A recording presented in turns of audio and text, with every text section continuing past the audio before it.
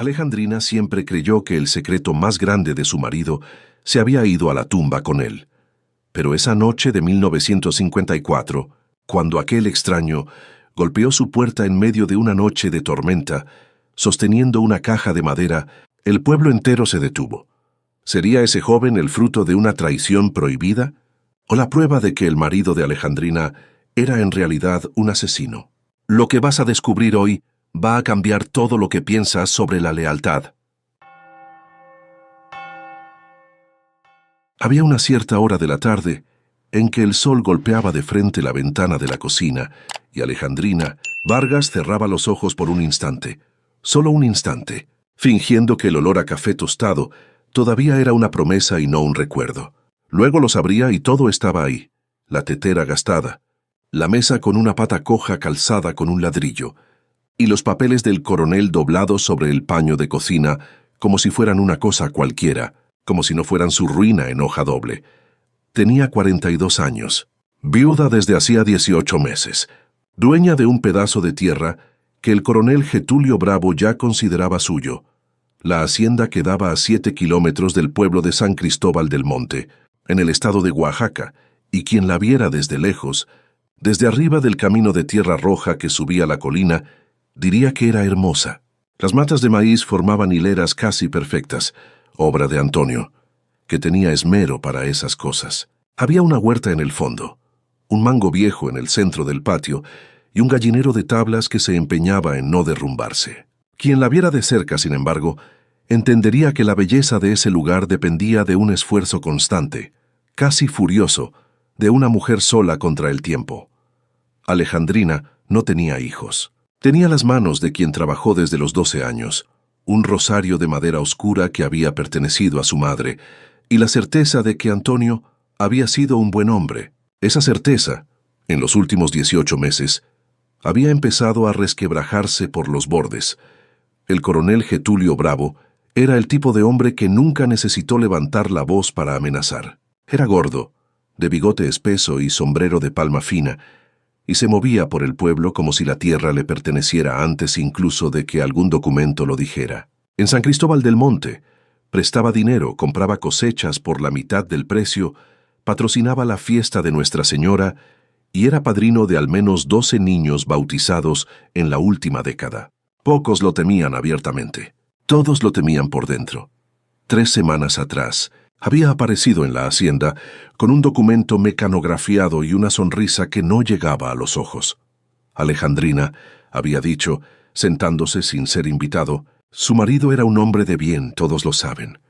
Pero un hombre de bien también comete errores, y los errores tienen precio.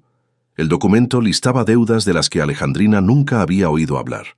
Préstamos de años atrás, con intereses compuestos que hacían del total una cifra imposible para una pequeña hacienda de maíz.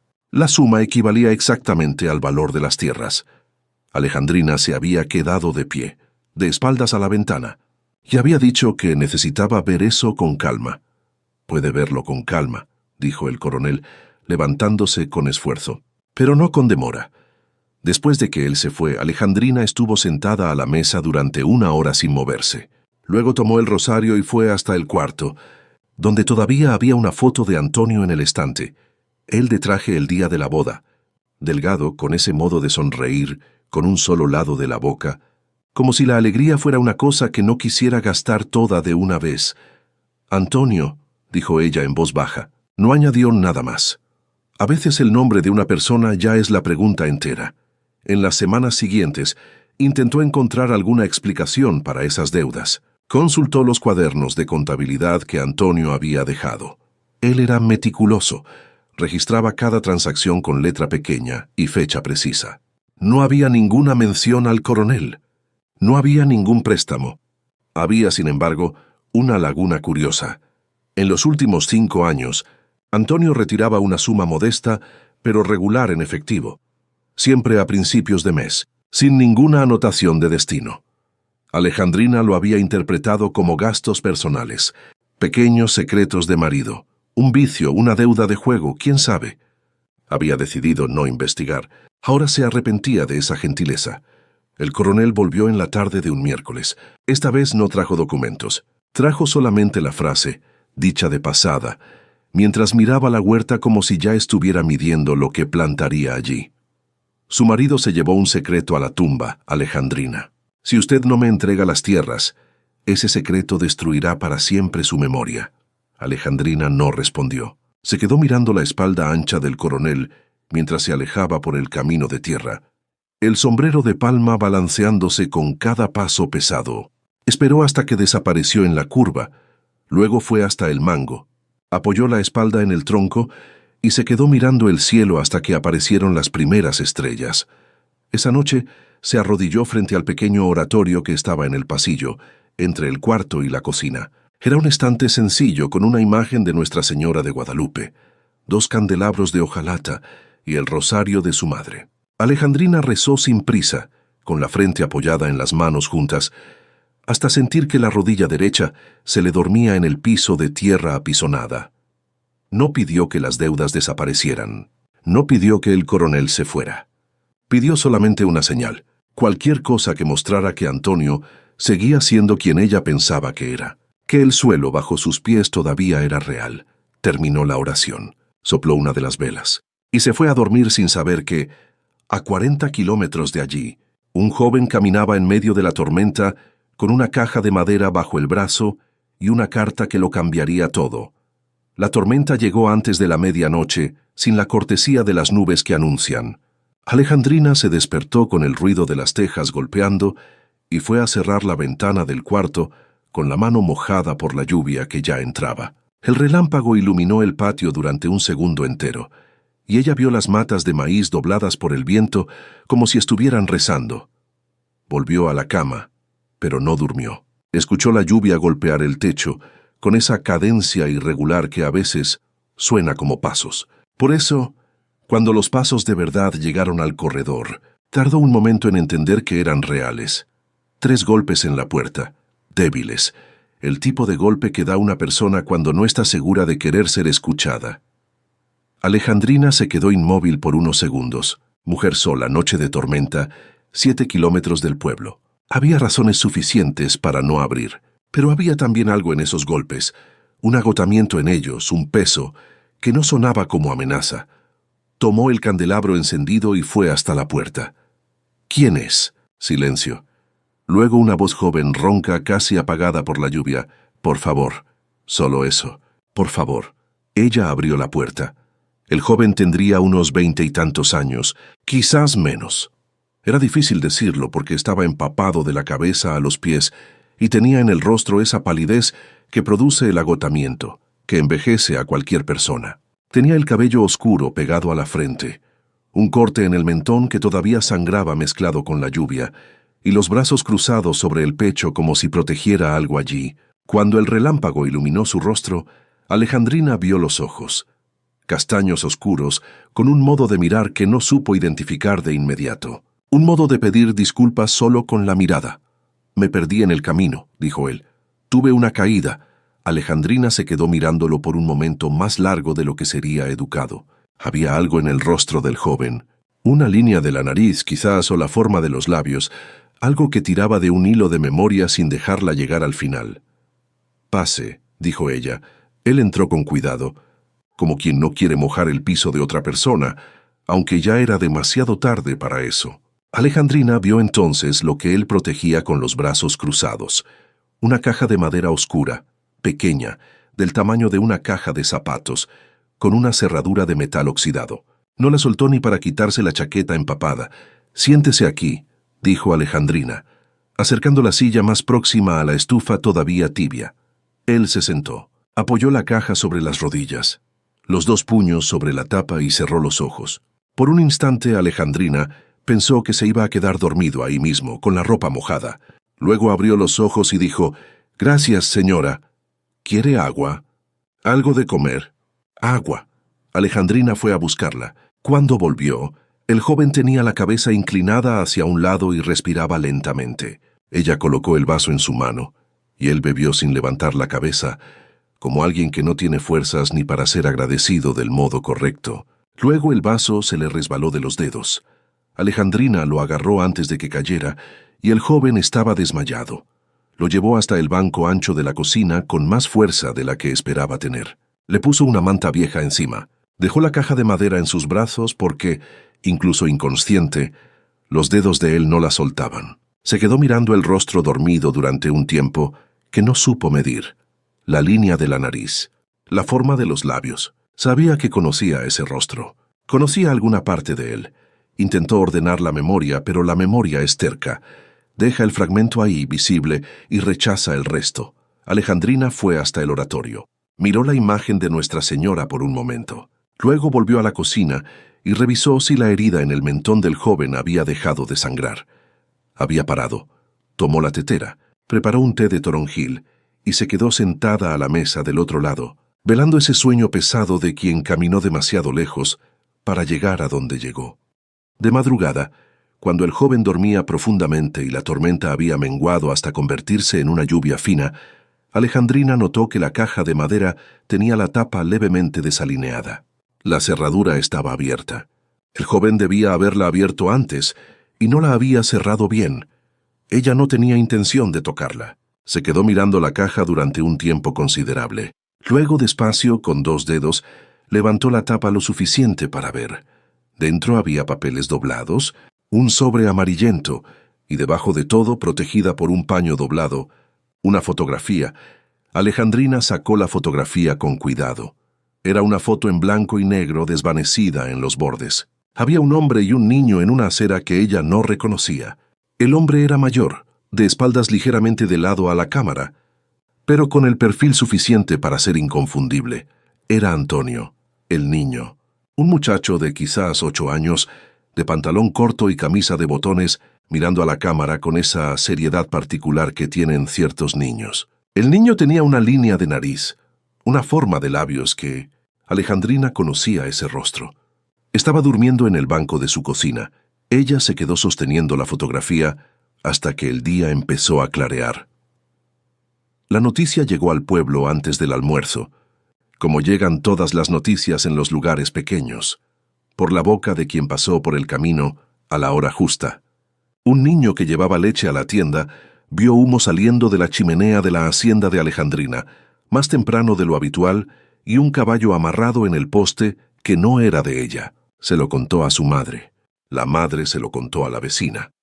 La vecina fue hasta la farmacia a comprar aspirina. En la farmacia, el asunto ya había ganado detalles que nadie había visto. El joven era moreno, se parecía a Antonio Vargas de un modo que se notaba incluso desde lejos. Doña Consuelo, que vivía frente a la plaza y consideraba obligación cívica saber todo lo que ocurría en San Cristóbal del Monte, fue personalmente hasta la hacienda bajo el pretexto de llevar un frasco de miel. Se quedó en el corredor durante 10 minutos, charlando con Alejandrina, mientras espiaba por la puerta entreabierta. Volvió al pueblo con la expresión de quien carga una información demasiado pesada para guardar. El joven está adentro, seguramente durmiendo.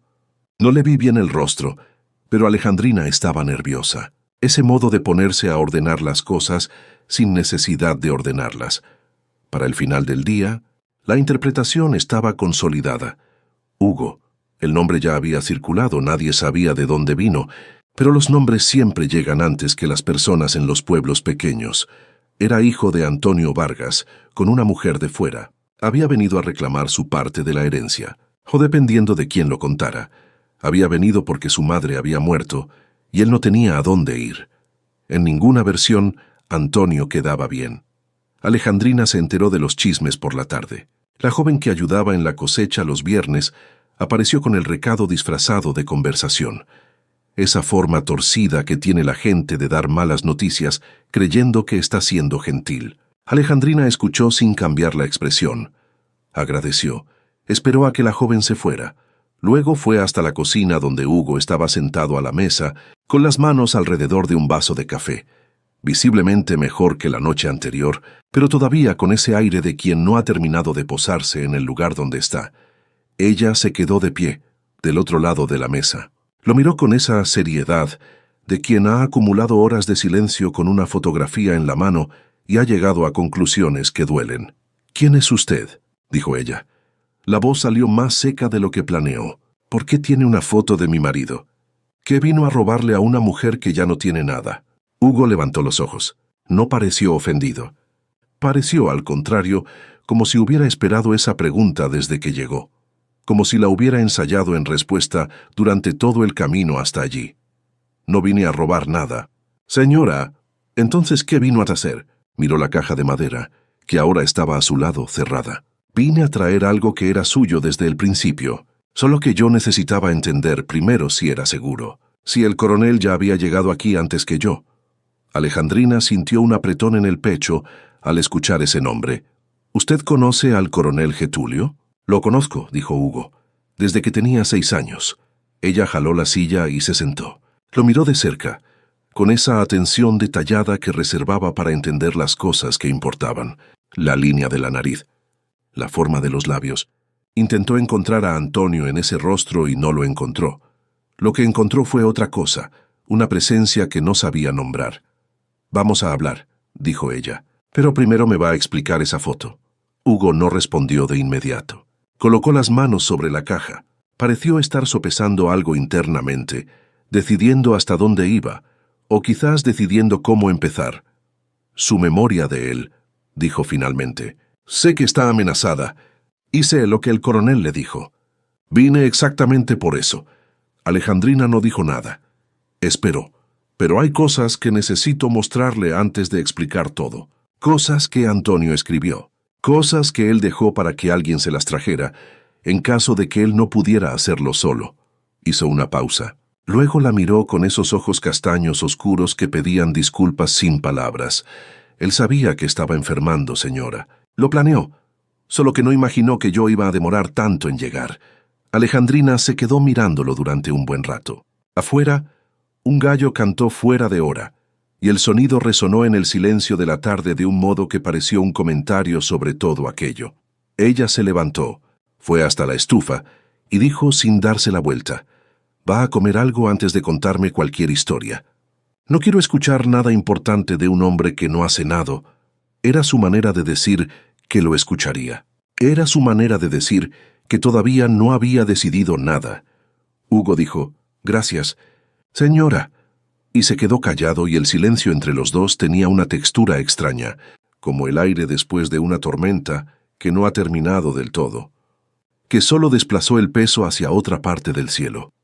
Ella lo dejó dormir otra noche más, no porque confiara en él, todavía no, sino porque había un orden natural para las cosas, y recibir una revelación que podía deshacer 17 años de matrimonio era el tipo de cosa que merecía hacerse con el estómago lleno y la mente descansada. A la mañana siguiente, se sentaron nuevamente a la mesa. El sol de la mañana entraba por la ventana lateral y se posaba sobre la madera vieja de la mesa con esa luz dorada que hace que cualquier cosa parezca más antigua de lo que es. Hugo abrió la caja de madera con cuidado. Sacó primero los papeles doblados, luego el sobre amarillento. Dejó la fotografía donde estaba. Extendió el sobre a Alejandrina con las 2 manos, como si fuera algo frágil. «Es su letra», dijo. «Usted la va a reconocer». Alejandrina la reconoció antes incluso de desdoblar. Antonio tenía una caligrafía particular. Letras grandes, levemente inclinadas hacia la izquierda, como si escribiera contra un viento imaginario. «Alejandrina, si estás leyendo esto, es porque no logré contártelo en vida. Lo intenté más de una vez y no fui capaz. No era cobardía, aunque pueda parecerlo. Era miedo de verte mirarme de una manera diferente y no aguantar el resto de la vida con esa mirada. Hay un niño al que he mantenido durante años. Se llama Hugo, no es hijo mío de sangre. Es hijo de un hombre al que yo maté». Alejandrina dejó de leer. Se quedó con los ojos en esa línea durante un tiempo que no supo medir. «Hijo de un hombre al que yo maté». Las palabras estaban ahí, en la letra inclinada contra el viento imaginario, y tenían un peso que doblaba el papel. Ella continuó: «No te cuento esto para absolverme. Te lo cuento, porque tienes el derecho de saber quién fue el hombre que durmió a tu lado durante 17 años. Yo maté, y yo cargo con eso. Pero te pido, antes de juzgar, que leas hasta el final». La carta tenía 4 páginas. Alejandrina leyó despacio. Una vez, luego volvió al principio y leyó de nuevo. porque había detalles que solo tenían sentido después de saber lo que vendría después. Cuando terminó, miró a Hugo. Él tenía los ojos bajos, los dedos entrelazados sobre la mesa, quieto con la paciencia de quien sabe que está esperando un veredicto. «La carta dice que usted sabe el resto», dijo Alejandrina. La voz salió firme, lo que la sorprendió. «La carta dice que usted fue a ver a Getulio a pedirle una explicación y él lo amenazó. Que su madre murió. Que usted no tenía a dónde ir, pero sí a dónde venir, porque Antonio le dijo que si algún día necesitaba, la hacienda sería un puerto seguro. Sí. Y la carta dice que yo todavía no sé todo. No, hay una parte que Antonio no puso por escrito, porque era demasiado peligroso». Alejandrina se levantó, fue hasta la ventana, se quedó mirando la huerta por un momento. El sol ya estaba alto. Las matas de maíz estaban quietas en el calor de la mañana. Se dio la vuelta hacia él. «Entonces dígame ya, ¿cuánto le prometió mi marido para que viniera aquí a manchar nuestra casa?» La frase salió antes de que pudiera detenerla. Era el resto del miedo hablando más alto que la razón. Hugo levantó la cabeza. No había rabia en su rostro. Había algo más difícil de mirar que la rabia. Había paciencia ante un dolor que él comprendía. «Él no me prometió nada», dijo. «Me enseñó a leer.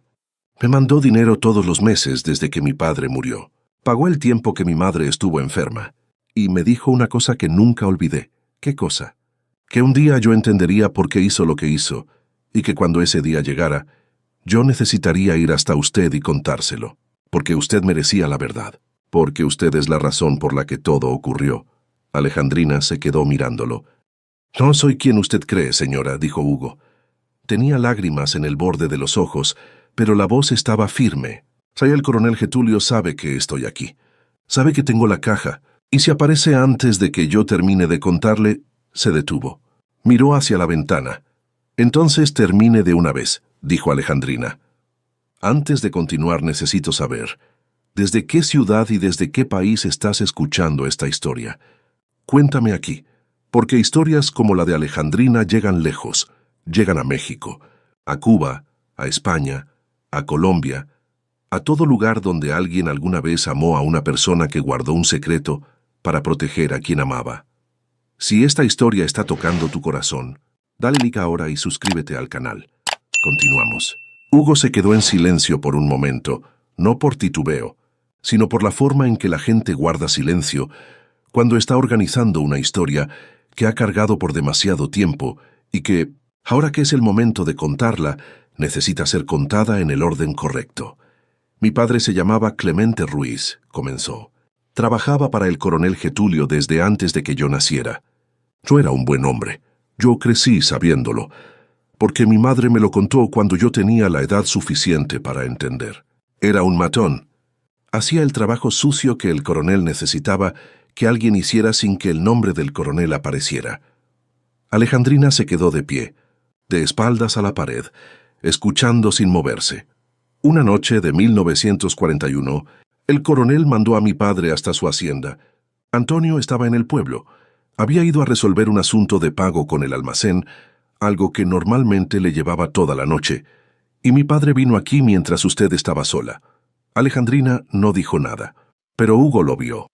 Una contracción pequeña alrededor de los ojos de ella. El tipo de cosa que ocurre cuando el cuerpo reconoce algo antes de que la mente decida si quiere reconocerlo. «Lo que mi padre vino a hacer aquí, señora, no era cobrar ninguna deuda». Hugo bajó la mirada por un segundo, luego la volvió a levantar hacia ella, porque el respeto exigía que dijera aquello de frente. El coronel le guardaba rencor a Antonio por una disputa de tierras que había perdido meses antes. «Mi padre vino a hacerle daño a usted, para que Antonio entendiera lo que le ocurre a quien se opone al coronel Getulio Bravo». El silencio de la cocina se volvió denso. Alejandrina estaba inmóvil. Había en su rostro una expresión que Hugo no supo clasificar. No era exactamente sorpresa. Era más el rostro de quien está escuchando la explicación de una pesadilla antigua que nunca había terminado de entender. «Usted estaba en la cocina cuando mi padre entró», continuó Hugo, más despacio ahora, por la ventana de atrás, que Antonio siempre olvidaba cerrar con el cerrojo. «Mi padre había bebido. Entró sin hacer ruido y la tomó por sorpresa, de espaldas». Alejandrina cerró los ojos. Los abrió, me acuerdo, dijo ella. Solo eso. La voz salió de un lugar muy quieto dentro de ella. Era verdad que se acordaba. Había cargado esa noche durante 13 años con la forma imprecisa que tienen los momentos de terror de instalarse en la memoria, no como una secuencia de hechos, sino como sensaciones.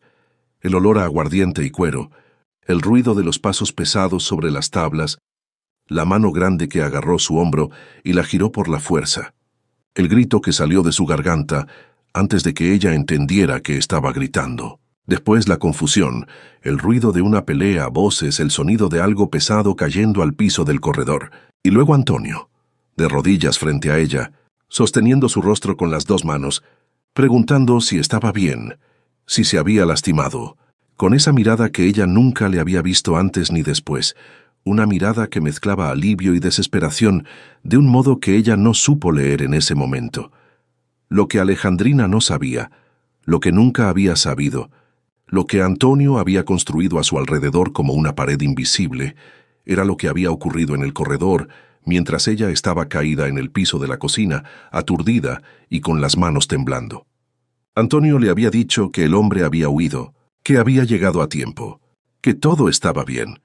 Y ella lo había creído porque quería creerlo, porque el cuerpo temblaba y la mente necesitaba una versión de las cosas que fuera posible de cargar. Antonio llegó antes de que mi padre terminara lo que había venido a hacer, dijo Hugo. Llegó por la puerta principal. La escuchó a usted y entró corriendo. Lo que ocurrió después en el corredor usted no lo vio. Él me dijo que el hombre había huido. Sí. Hugo hizo una pausa. No quiso que usted supiera. No en ese momento. Usted estaba en estado de shock, y la decisión que él tomó fue la de protegerla de una carga más esa misma noche. Creo que imaginó que lo contaría después, cuando usted estuviera bien, cuando hubiera un momento apropiado. Y el momento nunca llegó, porque el coronel llegó primero. Hugo abrió las manos sobre la mesa, ese gesto de quien muestra que ya no guarda nada. Getulio estaba en el camino cuando todo ocurrió. Él había mandado a mi padre, pero se había quedado cerca esperando. Cuando Antonio salió a esconder el cuerpo en el monte, el coronel apareció. Y ahí mismo, esa noche, cerró el trato. Alejandrina se quedó mirándolo. Antonio nunca pudo contárselo, dijo Hugo, porque contarlo significaba admitir que había un cuerpo, que había un testigo, y que ese testigo tenía poder suficiente para llevarlos a los dos a la cárcel, a usted como cómplice de un crimen que usted ni siquiera sabía que había ocurrido. Cada vez que él intentaba abrir la boca, había esa trampa esperando. El silencio no era cobardía, señora. Era la única forma que él encontró de mantenerla libre.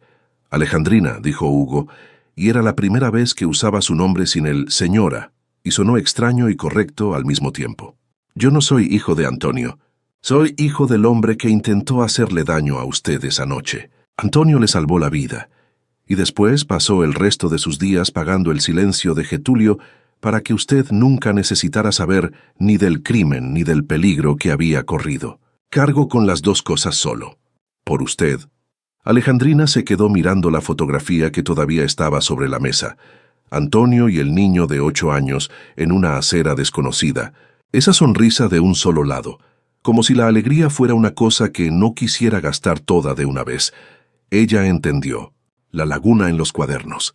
La tensión que Antonio cargaba en sus últimos años y que ella había atribuido al cansancio del campo. Las noches en que él se quedaba sentado en el corredor, mirando la oscuridad sin decir nada. El cuidado excesivo que tenía con los cerrojos de las ventanas, la forma en que siempre se despertaba antes que ella y solo entonces se relajaba.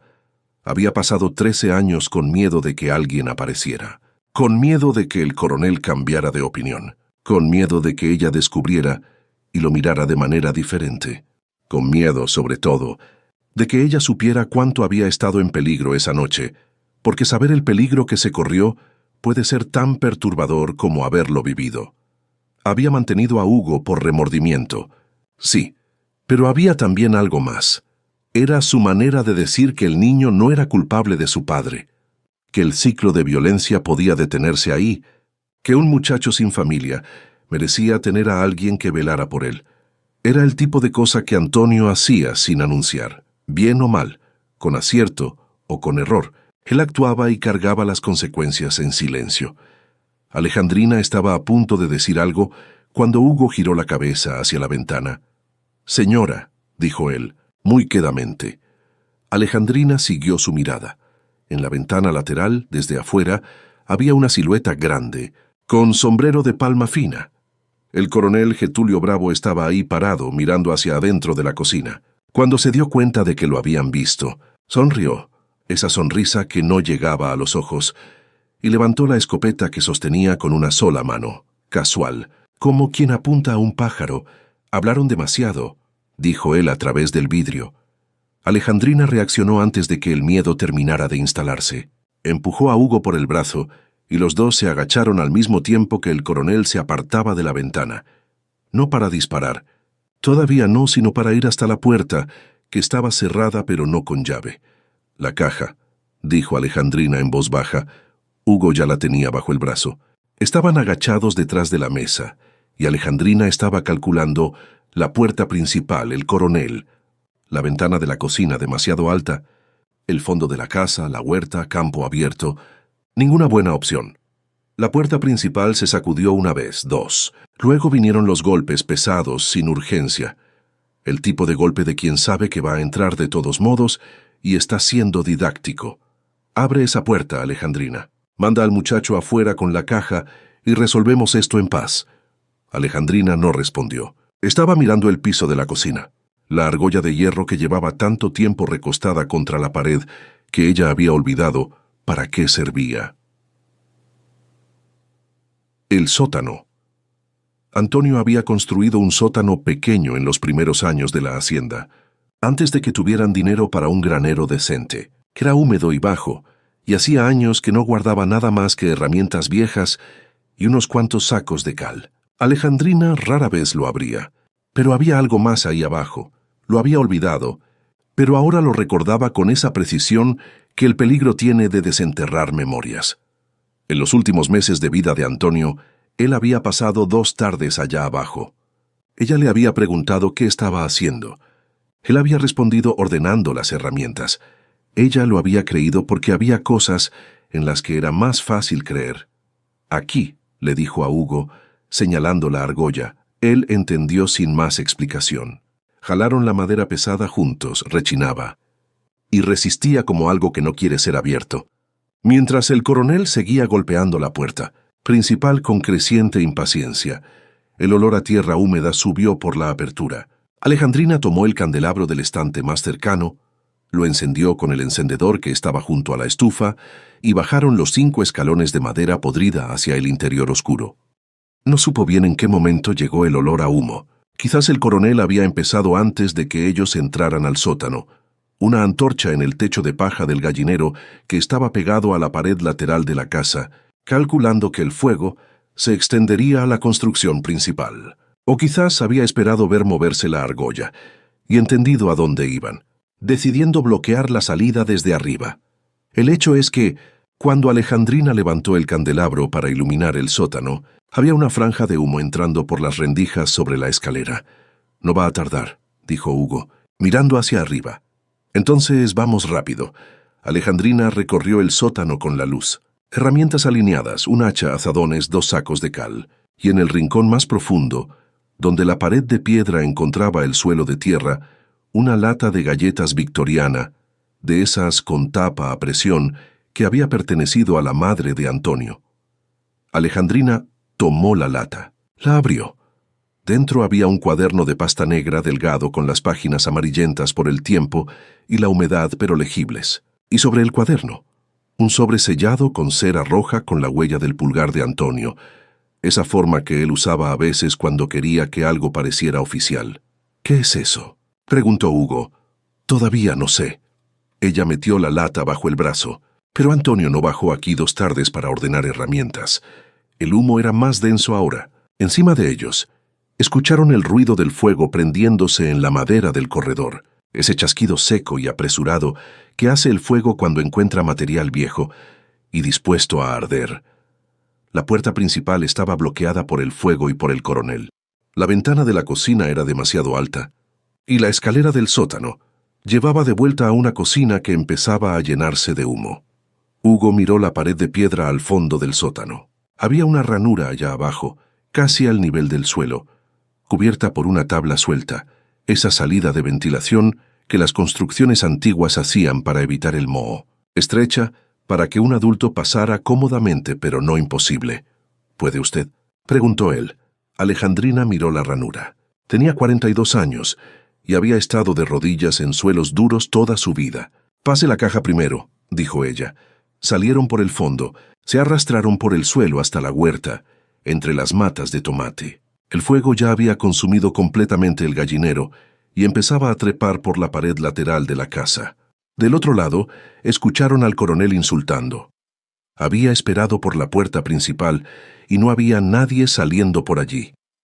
Alejandrina se levantó con las manos sucias de tierra, la lata de galletas bajo un brazo y el candelabro apagado en la otra mano. Hugo estaba a su lado con la caja de madera. Se quedaron mirando por un segundo la casa que empezaba a arder. «El pueblo», dijo Alejandrina, y salieron corriendo por el monte en dirección al camino. Era día de mercado en San Cristóbal del Monte. Todo primer sábado del mes, la plaza central se llenaba de puestos con frutas, queso, telas y los pequeños comercios que hacen de un pueblo algo más que una colección de casas. Las mujeres con delantal, los hombres con sombrero, los niños corriendo entre las piernas de los adultos. Era ese tipo de movimiento vivo que una plaza pequeña solo consigue una vez al mes y que la gente espera toda la semana. Fue en esa plaza donde Alejandrina y Hugo llegaron a las 10 de la mañana, sucios de tierra y de humo. Alejandrina con la lata de galletas bajo el brazo y Hugo con la caja de madera, los dos con ese aire de quien acaba de salir de dentro de algo. El movimiento se detuvo. Como se detiene en las plazas pequeñas cuando ocurre algo inesperado, no de golpe, sino en oleadas, primero los más cercanos, luego los que están más lejos, y notan que los primeros se detuvieron. Doña Consuelo fue la primera en acercarse. «Alejandrina, por el amor de Dios, ¿qué pasó?» «Su casa está ardiendo», dijo Alejandrina. «El coronel Getulio le prendió fuego». El nombre del coronel hizo el tipo de silencio que solo ese tipo de nombre consigue hacer. Alejandrina fue hasta el centro de la plaza, debajo del kiosco viejo de hierro pintado de verde, y se quedó de pie allí por un momento, mirando a su alrededor a las personas que la conocían desde hacía 20 años, que conocían a Antonio, que fueron al velorio y trajeron comida y dijeron las cosas correctas, y luego salieron y comenzaron a susurrar sobre las deudas que el difunto había dejado. «Necesito que me escuchen», dijo ella. La voz salió clara sin esfuerzo, lo que la sorprendió. «No voy a demorar. Pero necesito que me escuchen antes de que el coronel aparezca aquí con una versión diferente». Contó con el mismo orden que Hugo le había contado a ella, empezando por el pago mensual sin origen en los cuadernos de Antonio, pasando por la noche de 1941, por la muerte de Clemente Ruiz, por el trato forzado con el coronel. Mostró la carta de Antonio que Hugo había traído. Mostró el cuaderno de pasta negra que había encontrado en el sótano. Y fue aquí donde la historia adquirió un peso que nadie había previsto. El cuaderno era de Clemente Ruiz. Antonio lo había encontrado la noche en que Clemente murió, caído en el bolsillo de la chaqueta del hombre, y lo había guardado sin saber exactamente por qué. Ese instinto que tiene la gente de preservar la prueba de algo antes de entender de qué cosa se trata. En los meses antes de morir, cuando estaba haciendo las cuentas de todo, había leído el cuaderno completo y lo había entendido todo. Alejandrina abrió el cuaderno en el último tercio y se lo mostró al señor Refugio, que era el farmacéutico y el hombre más respetado del pueblo después del párroco. Nombres, fechas, cantidades. Clemente lo había anotado todo con esa precisión de quien se sentía seguro en el anonimato de su papel. Los esquemas de robo de ganado que el coronel coordinaba, las haciendas que había tomado con documentos falsificados, los nombres de los hacenderos a quienes había engañado de la misma forma en que estaba engañando a Alejandrina. El señor Refugio leyó la página que Alejandrina señaló. Levantó los ojos. La leyó de nuevo. «Este es el nombre de mi suegro», dijo él. No estaba preguntando. «El coronel le quitó la hacienda en 1948», dijo Hugo, al lado de Alejandrina. con documentos que decían que había deudas. Los mismos documentos, el mismo esquema. El silencio de la plaza había cambiado de naturaleza. Ya no era el silencio de quien está siendo sorprendido. Era el silencio de quien está reconociendo algo que había sentido durante años, sin tener palabras para nombrarlo. Fue el señor Primitivo, dueño de una de las cosechas más grandes de la región, quien rompió ese silencio. Yo también tengo documentos de ese tipo en casa, deudas que nunca entendí de dónde venían. Hubo un murmullo, luego otro. Luego toda la plaza hablando al mismo tiempo. El coronel Getulio Bravo llegó a caballo por la calle principal 15 minutos después, con 2 hombres montados a su lado. Debía haber calculado que llegaría antes, pero el fuego había tardado más en extenderse de lo que esperaba. Y Alejandrina había corrido más de lo que él imaginaba que una mujer de 42 años fuera capaz.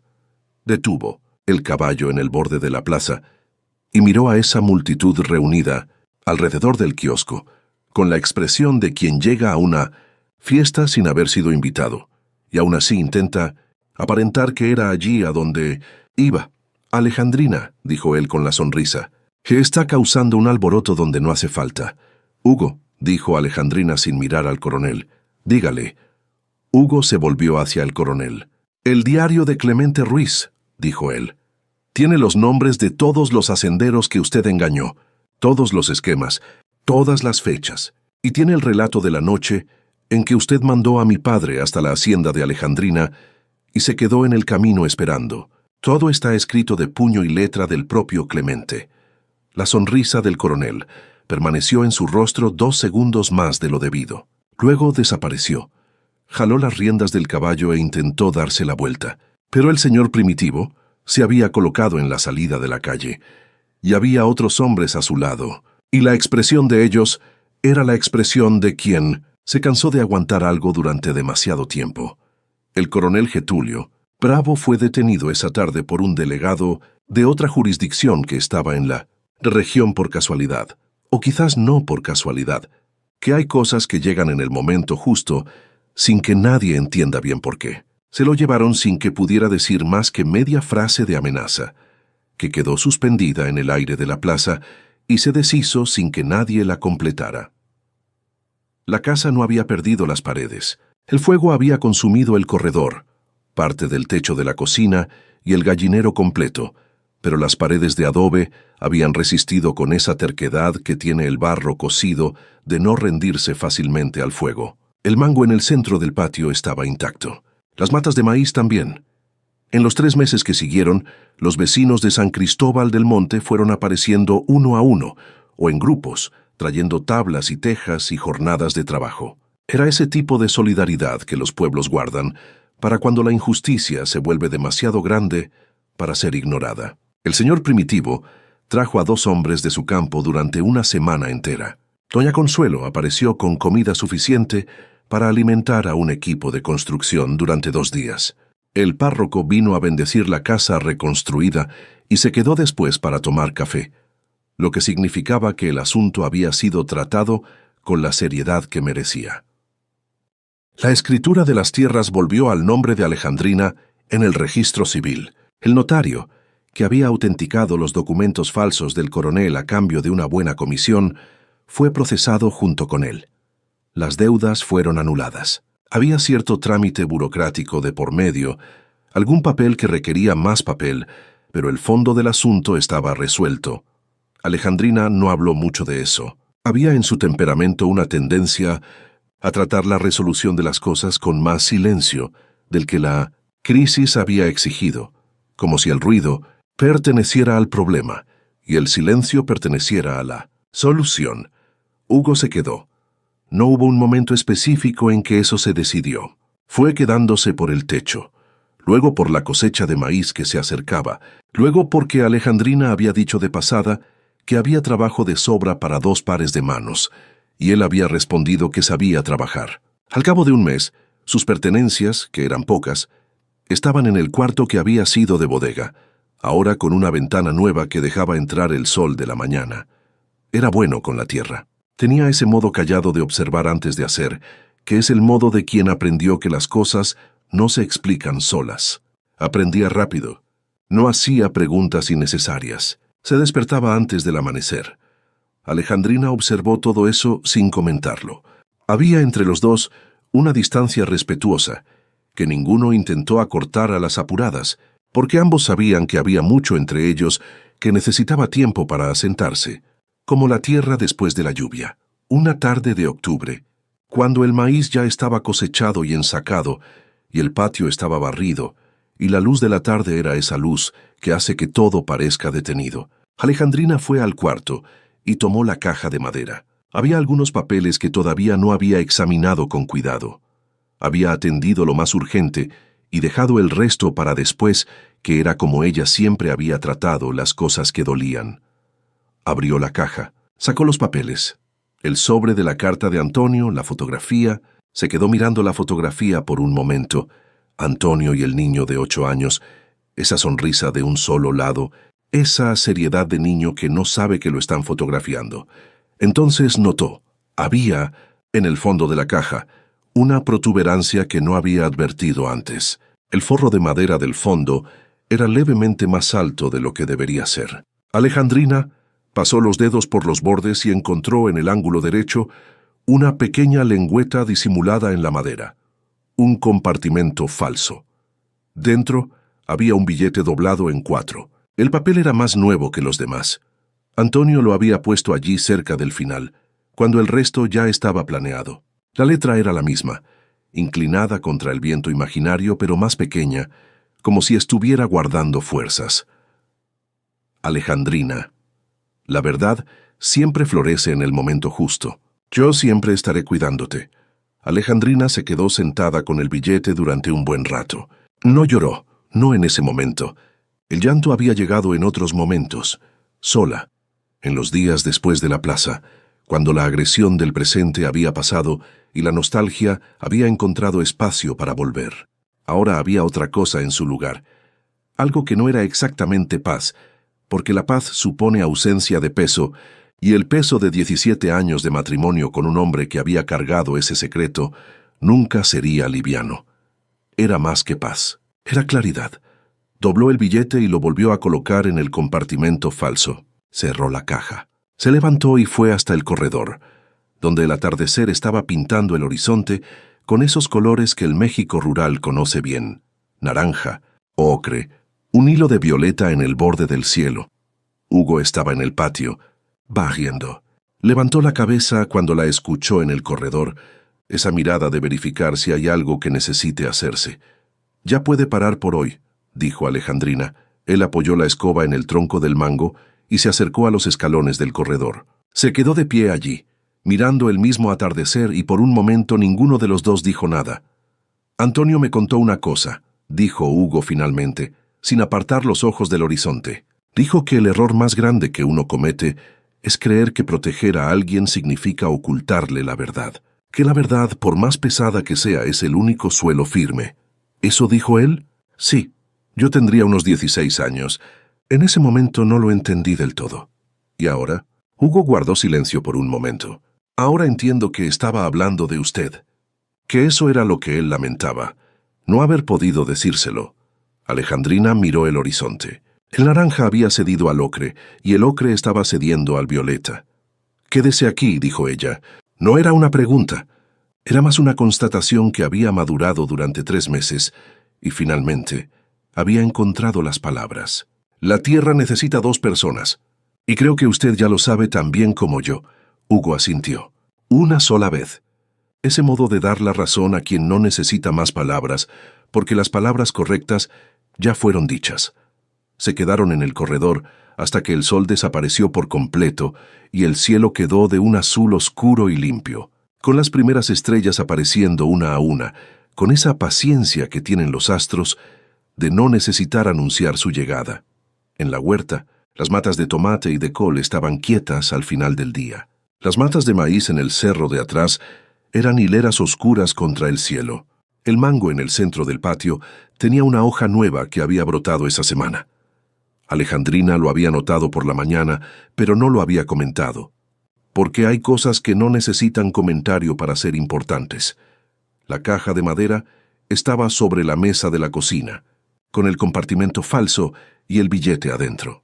Una mujer que volvía a empezar, un joven que llegó en el momento justo, una tierra que había sobrevivido al fuego, y en algún lugar entre el barro de las paredes y la madera nueva del techo y el aroma a café que todavía lo impregnaba todo, estaba la presencia silenciosa de un hombre que había cargado un peso enorme por amor, que se había equivocado en la forma pero nunca en la intención, y que había planeado, con la paciencia de quien sabe que no va a estar presente para verlo, que la verdad llegaría cuando necesitara llegar.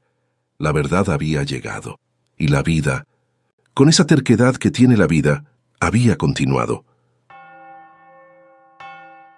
Si llegaste hasta aquí, gracias por haberte quedado. Eso significa algo. Significa que había en ti una disposición para acompañar una vida difícil hasta el final, para sentarte con el dolor de Alejandrina y no desviar la mirada.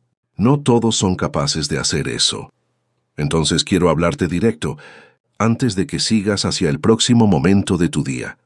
Historias como la de Alejandrina y Antonio existen para recordar que el silencio de quienes amamos no siempre es abandono. A veces es el mayor sacrificio que alguien es capaz de hacer. El silencio de quienes amamos no siempre es distancia. A veces es la forma más pesada de amor que existe. El amor que no se anuncia, que no pide reconocimiento, que no tiene testigos. El amor que elige cargar solo para que el otro pueda caminar más liviano. Antonio se equivocó. Se equivocó al creer que proteger a Alejandrina significaba ocultarle la verdad. Ese es un error humano, comprensible. El tipo de error que uno comete cuando ama a alguien con tanto miedo de perderlo que confunde la protección con el ocultamiento. Pero debajo del error había una intención que era entera, que era real, que era suya. Y quizás tú conozcas a alguien así en tu vida. Una madre que nunca contó cuánto se sacrificó. Un padre que pagó una deuda en silencio para que tú no necesitaras saberlo. Una persona que se fue de tu vida sin explicar bien por qué, y cuya explicación, si la supieras completa, quizás cambiaría el modo en que cargas esa ausencia. No estoy diciendo que todo silencio sea noble. Hay silencios que son cobardía, y también hay que ser honesto al respecto. Pero sí digo que vale la pena, antes de cerrar el veredicto sobre alguien que amaste, preguntarte: ¿qué estaba cargando esa persona que yo no podía ver? Alejandrina pasó meses creyendo que su marido había sido deshonesto. Sufrió con eso de un modo particular y cruel, porque el dolor de la traición imaginada a veces duele más que la traición real, porque no tiene objeto, no tiene dónde posarse, sigue girando dentro de uno sin encontrar salida. Y entonces llegó la verdad, no por la puerta principal, no de un modo fácil. Llegó empapada de lluvia, con una herida en el mentón, cargando una caja de madera. La verdad en la vida real casi nunca llega del modo en que uno esperaba. Llega por el camino que puede, en la hora que puede, de la mano de quien estaba disponible para traerla. La lección que Alejandrina aprendió, y que te dejo hoy, es esta: no entierres la fe en un ser humano antes de haber escuchado la historia completa. No porque las personas sean siempre inocentes, sino porque la historia completa rara vez cabe en las versiones que llegan primero. El rumor, la apariencia, el silencio del otro. Esas son partes de una historia, no la historia. Y hay algo más. La casa de Alejandrina ardió. Perdió el corredor, perdió el techo de la cocina, perdió el gallinero, pero no perdió las paredes. Y fue por las paredes que todo se reconstruyó.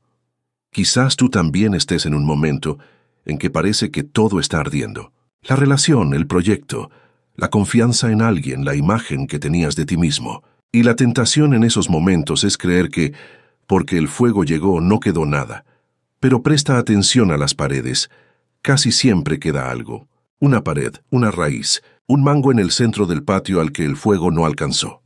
Y es por ahí por lo que resistió que la reconstrucción comienza. Alejandrina tenía 42 años cuando todo esto ocurrió. No era joven en el sentido en que solemos creer que los comienzos pertenecen a los jóvenes. Era una mujer de manos trabajadas, con 18 meses de viudez a cuestas y un coronel amenazando con quitarle lo que era suyo. Y volvió a empezar. Entonces tú también puedes, sea cual sea el peso que estés cargando hoy, la duda sobre alguien que amaste, la sensación de haber sido traicionado, El miedo de que tu historia no tenga una salida buena. Quiero que te lleves una sola cosa de aquí. La verdad siempre florece en el momento justo. Eso fue lo que Antonio escribió. Y sabía lo que decía, porque pasó años enterrado bajo un secreto, y aún así tuvo fe en que algún día el suelo de arriba se abriría. Gracias por haberte quedado hasta el final. Eso dice mucho de quién eres. Y cuéntame en los comentarios, ¿desde qué ciudad y qué país me estás escuchando? Los leo todos. Con cariño, Cuentos de Viuda.